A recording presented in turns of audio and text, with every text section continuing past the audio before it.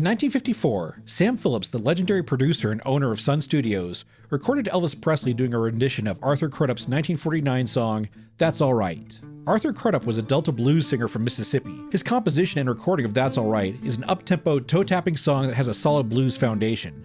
Many people consider it to be one of the first rock and roll records. Elvis wound up recording his version for Sam Phillips' Sun Records. Elvis's version traded the blues overtones of Crudup's version with a more country vibe to create a standout rockabilly song.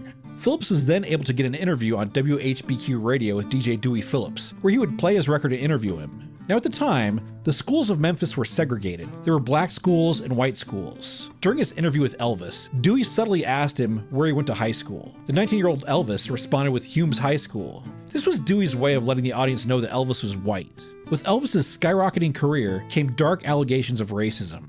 Sepia Magazine was a white-owned magazine that catered to the black community in the US. In 1957, Sepia printed an article titled, What Negroes Think of Elvis. In this article, they quoted Elvis as saying, "The only thing Negroes can do for me is buy my records and shine my shoes." This quote went on to haunt Elvis during the late 1950s. To get to the bottom of this, journalist Louis Robinson from Jet Magazine, another magazine catering to black people in the United States, Robinson was unable to track down the original source of the supposed Elvis quote. He then went out and tracked down black musicians that Elvis had worked with. He interviewed Dudley Brooks, a black piano player on many of Elvis's recordings.